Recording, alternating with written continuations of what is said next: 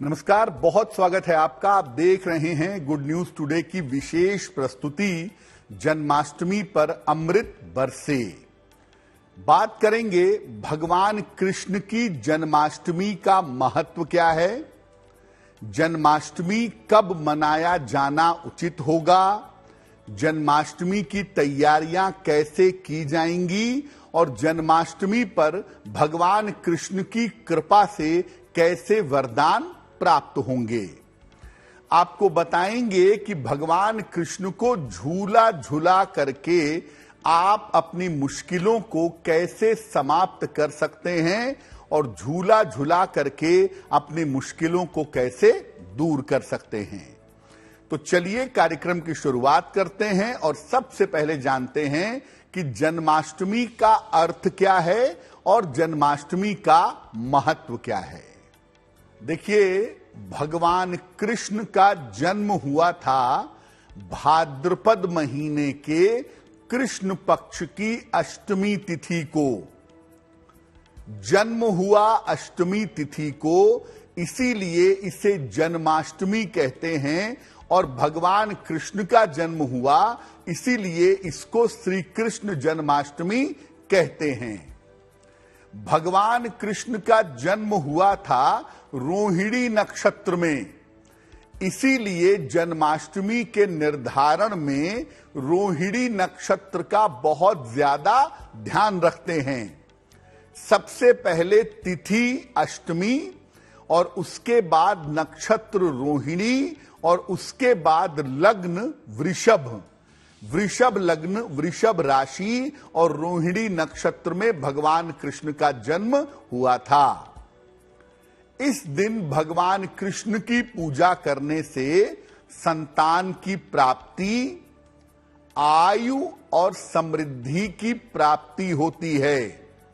यानी भौतिक जीवन में जो भी आपको चाहिए वो भगवान कृष्ण की पूजा करने से आपको प्राप्त होगा। लेकिन साथ में ये भी याद रखिए कि भगवान कृष्ण लीला पुरुषोत्तम हैं, संपूर्ण ब्रह्म हैं, इसीलिए भगवान कृष्ण की पूजा से मुक्ति और मोक्ष का वरदान भी आपको प्राप्त होगा और अनन्य भक्ति का वरदान भी उनकी पूजा से आपको मिलेगा। श्री कृष्ण जन्माष्टमी का पर्व मना करके हर मनोकामना पूरी की जा सकती है। कैसी भी मनोकामना हो, भौतिक हो, आध्यात्मिक हो, मानसिक हो, जैसी भी मनोकामना हो, भगवान कृष्ण की उपासना से और उनकी भक्ति से आप अपनी मनोकामना को पूरा कर सकते हैं। जिन लोगों का चंद्रमा कमजोर हो वो अगर भगवान कृष्ण की पूजा करते हैं, जन्माष्टमी के अवसर पर भगवान कृष्ण का ध्यान करते हैं, तो निश्चित रूप से उनके कमजोर चंद्रमा की जो समस्या है वो समस्या दूर हो जाएगी। अक्सर इस बात को लेकर के चर्चाएं होती हैं कि श्री कृष्ण जन्माष्टमी 2 दिन क्यों पड़ती है, 2 दिन इसे क्यों मनाते हैं और 2 दिन मनाने में हमें किस दिन मनाना चाहिए, इसका नियम क्या है। तो आपको बताते हैं कि श्री कृष्ण जन्माष्टमी का सही समय कैसे निर्धारित किया जाएगा। देखिए, भगवान कृष्ण का जन्म हुआ था वृषभ लग्न में और वृषभ राशि में, नक्षत्र था रोहिणी, इसीलिए जन्म का उत्सव इसी काल में मनाया जाता है। यानी अष्टमी तिथि, रोहिणी नक्षत्र और वृषभ लग्न। इस बार अष्टमी तिथि 6 सितंबर को दोपहर को 3:38 पर आरंभ होगी और ये अगले दिन 7 सितंबर को शाम को 4:14 पर समाप्त होगी। तो पूरी रात में अष्टमी तिथि रहेगी। रोहिणी नक्षत्र भी पूरी रात में विद्यमान रहेगा। इसीलिए 6 तारीख की मध्य रात्रि, यानी अंग्रेजी कैलेंडर से वो 7 तारीख हो जाएगी, 6 तारीख की मध्य रात्रि में अष्टमी तिथि भी होगी, रोहिणी नक्षत्र भी होगा और वृषभ लग्न में आप उनकी पूजा करेंगे। इस बार भगवान कृष्ण की पूजा का जो समय है, ये 6 तारीख को मध्य रात्रि में 11:56 पर शुरू होगा और ये शुभ पूजा का समय मध्य रात्रि में 12:42 तक रहेगा। यानी 6 और 7 की जो मध्य रात्रि है, दरमियानी रात है, उसमें रात 11:56 से और अंग्रेजी में 7 तारीख शुरू हो जाएगी 12:42 तक कृष्ण जन्माष्टमी का पर्व मनाया जाएगा। इसी अवधि में भगवान कृष्ण का जन्म होगा और उनका जन्मोत्सव मनाया जाएगा। अगर आप तिथि को मान्यता देते हैं, अगर आप नक्षत्र को मान्यता देते हैं, तो 6 तारीख की मध्य रात्रि को ही मनाया जाना हर हिसाब से उचित है। जो लोग सन्यासी हैं या जो लोग वैष्णव परंपरा का पालन करते हैं, ऐसे लोग उदया तिथि से जन्म जयंती मनाते हैं। तो उदया तिथि से जो लोग जन्माष्टमी मनाते हैं, वो 7 तारीख को जन्माष्टमी मनाएंगे। 7 तारीख को मध्यरात्रि में उदया तिथि वाले पूजा करेंगे। सामान्यतः वैष्णव परंपरा के लोग और सन्यासी लोग 7 तारीख को जन्माष्टमी मनाएंगे और एक सामान्य व्यक्ति जो बिल्कुल ठीक नियमों पर चलेगा, उसके लिए 6 तारीख की मध्यरात्रि को जन्माष्टमी मनाना ज्यादा उचित होगा। अब आपको बताते हैं कि आप जन्माष्टमी की तैयारी कैसे करेंगे। सबसे पहले जन्माष्टमी के लिए भगवान कृष्ण की एक मूर्ति आपको चाहिए, जिसको मध्य में रख करके आप उनकी पूजा करेंगे। तो मूर्ति का चुनाव कैसे करेंगे? सामान्यतः जन्माष्टमी पर बाल कृष्ण की स्थापना की जाती है। बचपन के जो कृष्ण हैं, बालक हैं जो कृष्ण, शिशु हैं जो कृष्ण, उनकी स्थापना होती है। लेकिन आप अपनी आवश्यकता के अनुसार और मनोकामना के अनुसार जिस स्वरूप को चाहें, उस स्वरूप को आप स्थापित कर सकते हैं। प्रेम और दाम्पत्य जीवन में अगर आप सुख चाहते हैं, प्रेम और दाम्पत्य जीवन का वरदान चाहते हैं, तो राधा कृष्ण की मूर्ति चाहिए जन्माष्टमी पर पूजा करने के लिए। अगर आपको संतान का वरदान चाहिए या संतान की तरफ से कोई सपोर्ट चाहिए या उन्नति चाहिए, तो बाल कृष्ण की स्थापना करेंगे। और हर तरह की मनोकामनाओं को पूरा करना चाहते हैं, हर तरह की इच्छाओं को पूरा करना चाहते हैं, तो मनोकामनाओं के लिए बंशी वाले भगवान कृष्ण की, मुरलीधर भगवान कृष्ण की स्थापना आप करेंगे। वैसे टेक्निकली भगवान कृष्ण का जन्मोत्सव है, तो शिशु कृष्ण की या बाल कृष्ण की स्थापना करना ज्यादा उचित होगा और उनकी पूजा करने से ही ज्यादा लाभ आपको प्राप्त होंगे।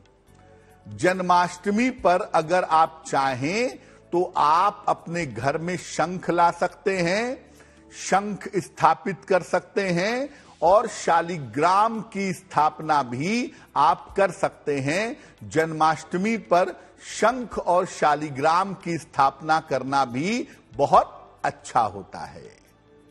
ये तो हो गई भगवान कृष्ण के मूर्ति के चुनाव की बात। भगवान कृष्ण की जो पूजा उपासना है, वो रस से और आनंद से भरी हुई है। इसीलिए भगवान कृष्ण का श्रृंगार भी एक बहुत महत्वपूर्ण मामला है और ये जानने का प्रयास करते हैं कि जन्माष्टमी पर इनका श्रृंगार कैसे होगा। भगवान कृष्ण के श्रृंगार में फूलों का बहुत प्रयोग करें, फूलों का खूब प्रयोग करें। पीले रंग के वस्त्र, गोपी चंदन और चंदन की सुगंध से इनका श्रृंगार करिएगा। भगवान कृष्ण के लिए वस्त्रों का रंग पीला ही होना चाहिए, क्योंकि वो पीतांबरधारी हैं। काले रंग का प्रयोग किसी भी हिसाब से मत करिएगा, काले वस्त्र उनको अर्पित नहीं करने हैं। वैजयंती के फूल अगर भगवान कृष्ण को अर्पित किए जाएं तो वो सबसे ज्यादा उत्तम होंगे। वैसे पीले फूलों से, पीले वस्त्रों से, चंदन से और चंदन की सुगंध से भगवान कृष्ण का अगर आप श्रृंगार करेंगे तो श्रृंगार उत्तम होगा और श्रृंगार के शुभ परिणाम आपको प्राप्त होंगे। जो कोई भी भगवान कृष्ण का श्रृंगार करता है या श्रृंगार में सहयोग करता है, उसके जीवन के तनाव और चिंताएं निश्चित रूप से दूर हो जाती हैं। अब भगवान कृष्ण की इतनी बड़ी पूजा है, इतनी बड़ी उपासना है, तो उनको भोग भी अर्पित किया जाएगा। क्या होगा उनका भोग प्रसाद, ये भी जान लेते हैं। जन्माष्टमी पर भगवान कृष्ण को पंचामृत जरूर अर्पित करना चाहिए। पंचामृत अर्पित करना सबसे ज्यादा अच्छा होगा और उसमें तुलसी दल भी अर्पित करिएगा, उसमें तुलसी के पत्ते भी जरूर डालिएगा। मेवा, माखन और मिश्री का भोग लगाइएगा। मेवा, माखन और मिश्री ये मुख्य रूप से भगवान कृष्ण को अर्पित किया जाएगा। कहीं कहीं पर धनिये की पंजीरी भी अर्पित की जाती है। बहुत सारे जगहों पर धनिये की पंजीरी बना करके भगवान कृष्ण को उसका भोग लगाया जाता है।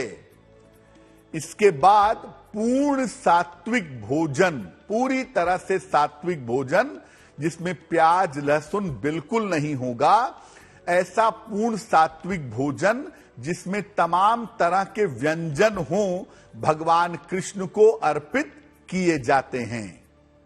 तो भगवान कृष्ण को जो भोग लगाएंगे उसमें मेवा, माखन, मिश्री रहना जरूरी है। पंचामृत अर्पित करेंगे और अलग अलग तरह के भोजन बना करके, पवित्र भोजन बना करके भगवान कृष्ण को उसका भोग लगाएंगे और उसको प्रसाद के रूप में ग्रहण करेंगे। तो देखिए, जन्माष्टमी का जो पर्व है वो मुख्यतः मध्यरात्रि का पर्व है और मध्यरात्रि को भगवान कृष्ण का जन्म हो जाने के बाद तब आपकी विशेष पूजा उपासना शुरू होगी। अगर आप चाहें तो उपवास आदि रख करके भी भगवान कृष्ण की जन्माष्टमी आप मना सकते हैं और ज्यादातर लोग जन्माष्टमी पर उपवास भी रखते हैं। एक बात जिसका ध्यान देना है कि ये आनंद का, मंगल का पर्व है, इसीलिए भगवान कृष्ण को भी काले और नीले वस्त्र अर्पित नहीं किए जाएंगे और जो पूजा उपासना करेगा वो भी काले या अन्य गाढ़े रंग के वस्त्र नहीं पहनेगा। पीले वस्त्र, लाल वस्त्र, गुलाबी वस्त्र, इनका प्रयोग करना हर हिसाब से बेहतर होगा। तो ये तो आपकी तैयारियां हो गई जन्माष्टमी के पर्व की। अब जानते हैं कि किस प्रकार जन्माष्टमी का पर्व मनाया जाएगा। प्रातः काल स्नान करके आप संकल्प लीजिएगा कि मैं आज व्रत रखूंगा या रखूंगी और भगवान कृष्ण की मध्यरात्रि में विशेष पूजा उपासना करूंगा या करूंगी।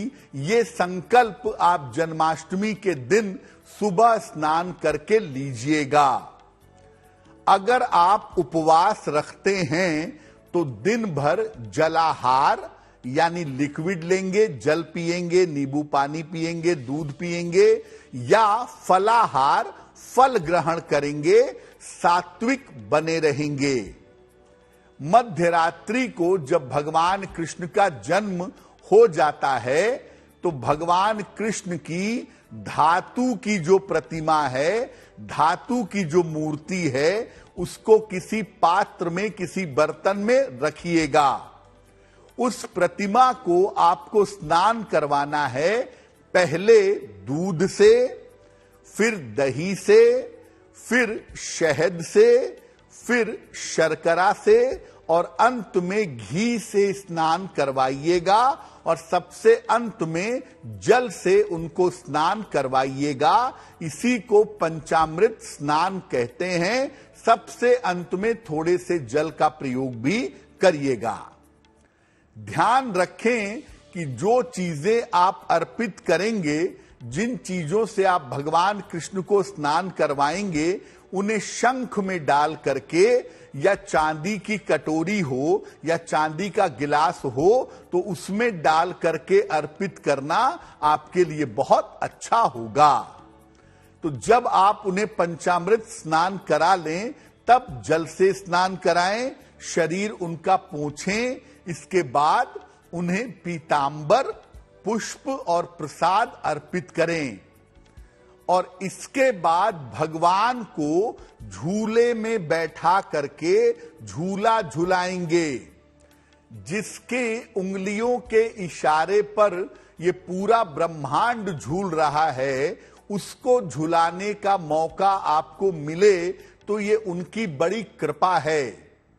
और जब आप उनको झूला झुलाते हैं तो आप मातृत्व के भाव में पहुंच जाते हैं, आप उनकी माता होने की स्थिति में आ जाते हैं या उनके पिता होने की स्थिति में आ जाते हैं और ऐसी स्थिति में आपकी मुक्ति होना, आपको मोक्ष मिलना या आपकी कामनाएं पूरा होना आसान हो जाता है। झूला झुलाना कोई सामान्य प्रक्रिया नहीं है। आप बहुत सारी पूजा देखिए, हम कभी नहीं कहते हैं कि आप इन भगवान को झूला झुलाइए, उन भगवान को झूला झुलाइए। केवल कहा गया कि भगवान कृष्ण को झूले में बैठाकर झुलाएं। उसका कारण यह है कि जब आप उनको झूले में बैठाकर झूला झुलाएंगे तो आपके पापों का नाश होगा और मुक्ति मोक्ष मिल पाना आपके लिए आसान होगा। और जब आप झूला झुला लेते हैं तब आप हाथ जोड़ करके भगवान कृष्ण से प्रार्थना करें कि आपकी जो मनोकामनाएं हैं उस पर उनकी कृपा हो और आपकी मनोकामनाएं पूरी हो जाएं। तो कृष्ण जन्माष्टमी पर मध्य रात्रि में उनका जन्म हो जाने के बाद उन्हें स्नान कराएं, पीतांबर धारण करवाएं और झूला जरूर झुलाइएगा। चाहे आप स्त्री हों, चाहे आप पुरुष हों, अगर आप उनको झूला झुला करके अपनी मनोकामनाओं को पूरा करने के लिए प्रार्थना करिएगा तो आपकी मनोकामनाएं अवश्य ही पूरी होंगी। अब ये जानते हैं कि कृष्ण जन्माष्टमी पर आप अपनी तमाम मनोकामनाओं को पूरा कैसे करेंगे। अगर स्वास्थ्य संबंधी समस्या है, स्वास्थ्य संबंधी बाधा है, तो उसका निवारण कैसे होगा। भगवान कृष्ण के जन्म हो जाने के बाद भगवान कृष्ण का पंचामृत से और जल से अभिषेक करेंगे। इसके बाद भगवान को लाल वस्त्र अर्पित करेंगे और याद रखिए, लाल वस्त्र अर्पित करने के बाद उन्हें 27 बार झूला झुलाएंगे। गिनती बहुत महत्वपूर्ण है और झूला झुलाना और भी ज्यादा महत्वपूर्ण है। तो उन्हें 27 बार झूला झुलाएंगे और जो पंचामृत आपने अर्पित किया था उसे प्रसाद की तरह ग्रहण करेंगे। ये उपाय अगर आप जन्माष्टमी की रात को कर लेते हैं तो आपका स्वास्थ्य बेहतर होना शुरू हो जाएगा। इसमें एक काम आप और कर सकते हैं कि अपने स्वास्थ्य को बेहतर बनाए रखने के लिए आप कम से कम 1 बार या 3 बार राम रक्षा स्तोत्र का पाठ कर लें। राम रक्षा स्तोत्र का पाठ कर लें और भगवान कृष्ण से प्रार्थना करें कि आपका स्वास्थ्य बेहतर हो, आपके स्वास्थ्य की समस्याएं दूर हों, तो निश्चित रूप से जन्माष्टमी से आपके स्वास्थ्य में सुधार होना शुरू हो जाएगा। ये तो हो गई बात सेहत की। अब बात करते हैं धन की। अगर धन को लेकर के आपको कोई मुश्किल है या आर्थिक समस्या, फाइनेंशियल प्रॉब्लम आपको परेशान कर रही है, आर्थिक रूप से आपकी मुश्किलें बढ़ रही हैं, पैसों की दिक्कत समाप्त नहीं हो पा रही है, तो आर्थिक समस्याओं को दूर करने के लिए क्या उपाय किया जाए? भगवान कृष्ण के जन्म लेने के उपरांत उनका सुगंधित जल से अभिषेक करें। जल में जरा सा गुलाब जल मिला लें और उससे भगवान कृष्ण को स्नान करवाएं। स्नान करवा के उनका शरीर पोंछें और उन्हें गुलाबी रंग के वस्त्र अर्पित करें। इसके बाद उन्हें 9 बार झूला झुलाइएगा। याद रखिए, 9 बार की संख्या महत्वपूर्ण है। अगर आपको अपनी आर्थिक स्थिति बेहतर करनी है तो भगवान कृष्ण को 9 बार झूला झुलाइएगा। और जो आपने उनको सुगंधित जल से स्नान करवाया था, उस जल को एक बर्तन में, एक पात्र में इकट्ठा कर लेंगे और इसके बाद पूरे घर में छिड़क देंगे। अगर आप ऐसा करते हैं तो आर्थिक मुश्किलें आपकी दूर होनी शुरू हो जाएंगी।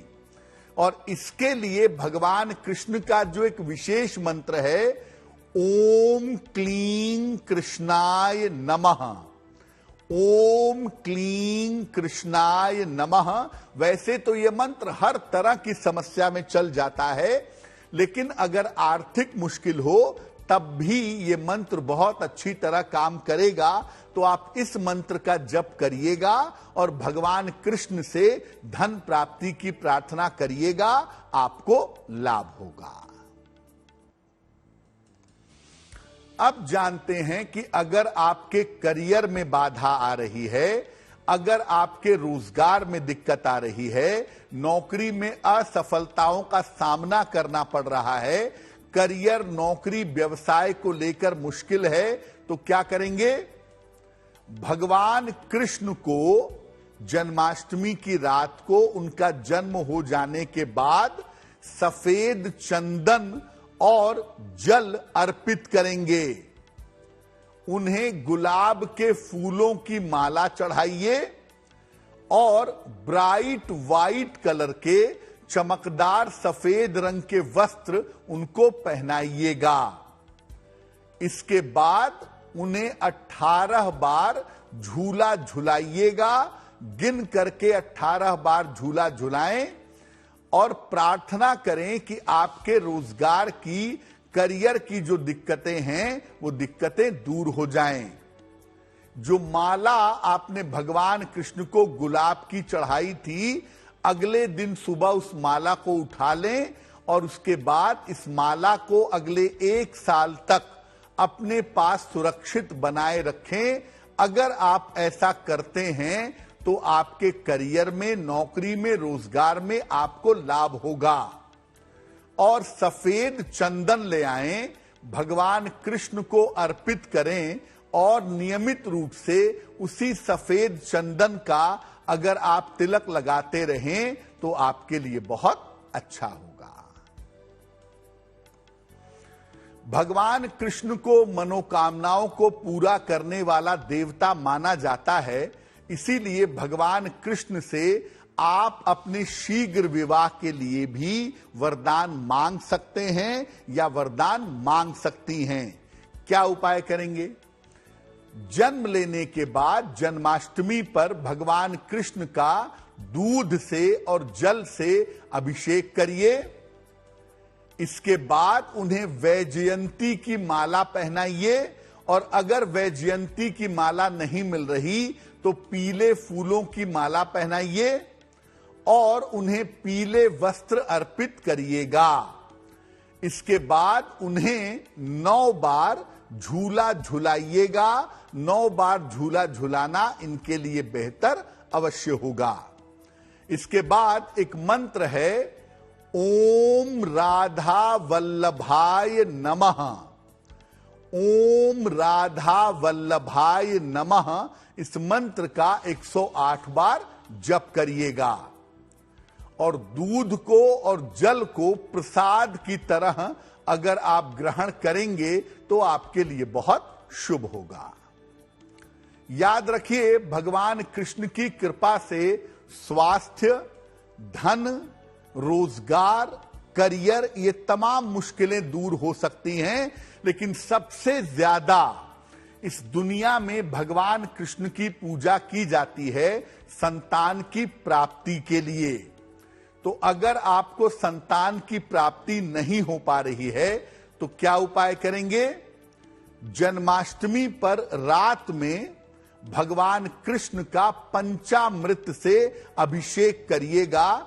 दूध, दही, शहद, शक्कर और घी, इसमें 2 पत्ते तुलसी के मिला लेंगे और इसके बाद इससे आप भगवान कृष्ण का अभिषेक करेंगे।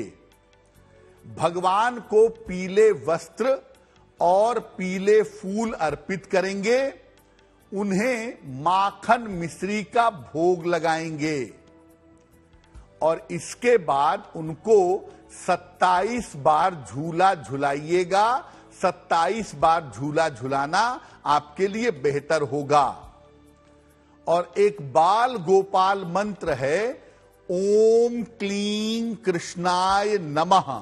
इस मंत्र का 11 माला जप करें, या अगर आप चाहें तो संतान गोपाल मंत्र है, ओम देवकी सुत गोविंद वासुदेव जगतपते देहि में तनयम कृष्ण त्वामहम शरणम गता। इस मंत्र का भी अगर आप जप करें तो आपके लिए बहुत अच्छा होगा।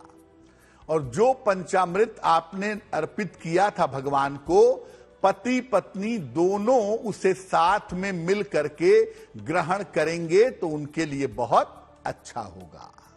आगे आपको बताएंगे कि भगवान कृष्ण की पूजा के लिए कौन सी स्तुति और कौन से मंत्र कारगर होते हैं और उन मंत्रों का जप कैसे करेंगे आप जन्माष्टमी के अवसर पर। पहले मंत्रों पर बात करते हैं कि किस मंत्र का जप किया जाएगा। पहला जो मंत्र है वो बड़ा कमाल का, बड़ा अद्भुत मंत्र है, वो समर्पण का मंत्र है। और जब आप अपने आप को भगवान कृष्ण के चरणों में, उनके चरणों में अर्पित कर देते हैं, तब उनकी ये जिम्मेदारी है कि वो आपके जीवन का भार वहन करें। कहते हैं ना भगवान कृष्ण गीता में, योगक्षेमम वहाम्यहम, जो तुम्हारे पास है उसकी रक्षा करूंगा और जो नहीं है वो तुम्हें प्रदान करूंगा।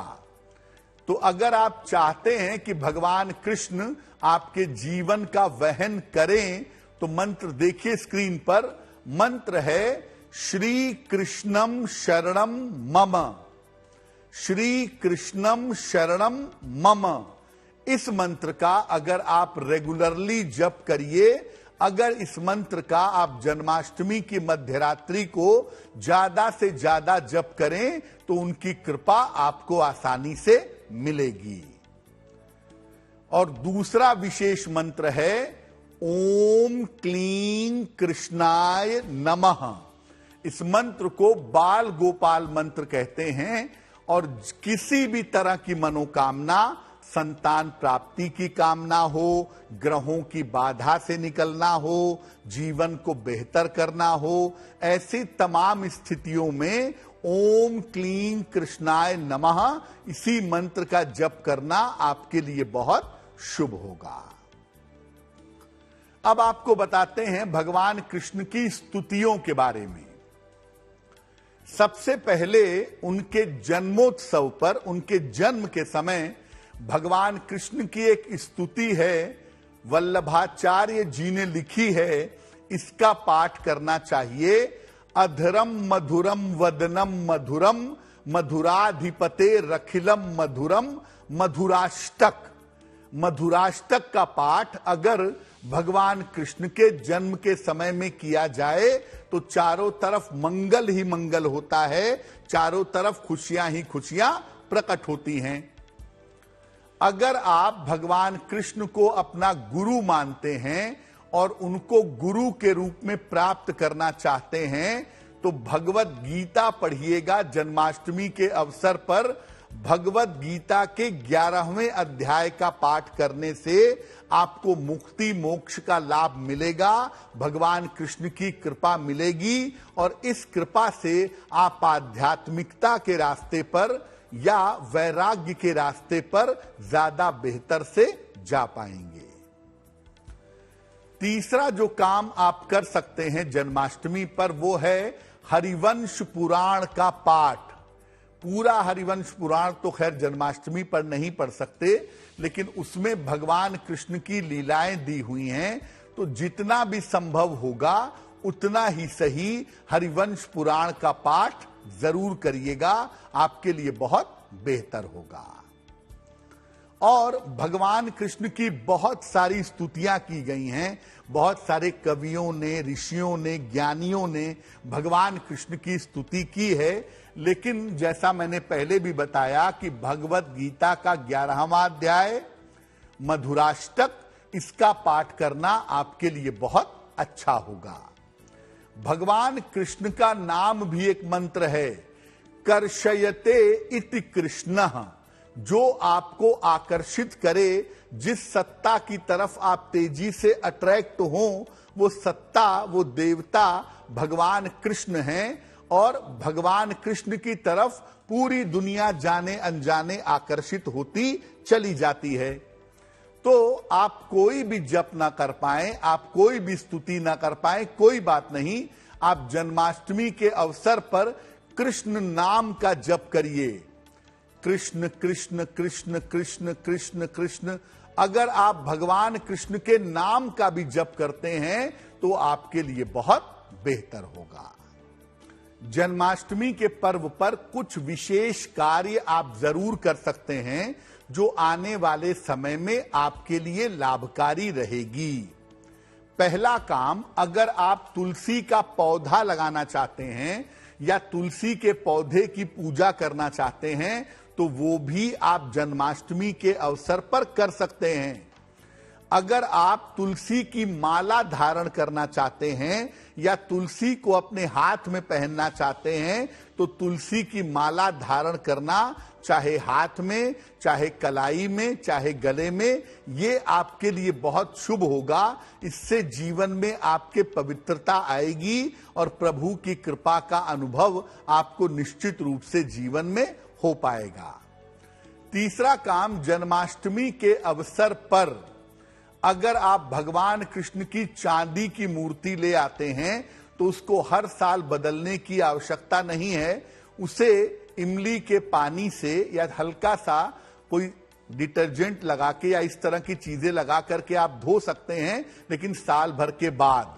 और जब धो लेंगे तो दोबारा से विधिवत पूजा करके तब उन्हें स्थापित करेंगे। ऐसा करना आपके लिए बेहतर होगा। मूर्तियों पे कालीमा नहीं जमनी चाहिए, मूर्तियां खराब नहीं होनी चाहिए। मूर्तियां जितनी साफ सुथरी होंगी उतना ही आपके लिए बेहतर होगा। और अगर इस बार आप मूर्ति खरीदने जा रहे हैं तो चांदी की उनकी कोई मूर्ति ले आइएगा जिसको थाल में रख करके आप पंचामृत स्नान कराएंगे, जल स्नान कराएंगे, उनकी पूजा करेंगे। ऐसा करना जन्माष्टमी के दिन बहुत उचित होगा। और जन्माष्टमी के बारे में एक अंतिम बात ये भी जान लीजिए कि अगर आप अपने घर पर जन्माष्टमी नहीं मना पा रहे हैं तो जिसके घर पर जन्माष्टमी मनाई जाती है उसके घर पे जाइए और उसके घर पे जाके जन्माष्टमी में सम्मिलित होइए, आपके लिए बहुत अच्छा रहेगा। तो तो जन्माष्टमी में जाइए, जन्माष्टमी में सम्मिलित होइए और जो आपकी प्रार्थना है वो प्रार्थना करिए, निश्चित रूप से आपके लिए शुभ होगा। तो जन्माष्टमी का ये मंगलमय पर्व आपके लिए शुभ हो, मंगलकारी हो, इसी कामना के साथ मुझे दीजिए इजाजत। देश और दुनिया की तमाम खबरों के लिए देखते रहिए गुड न्यूज टुडे। नमस्कार।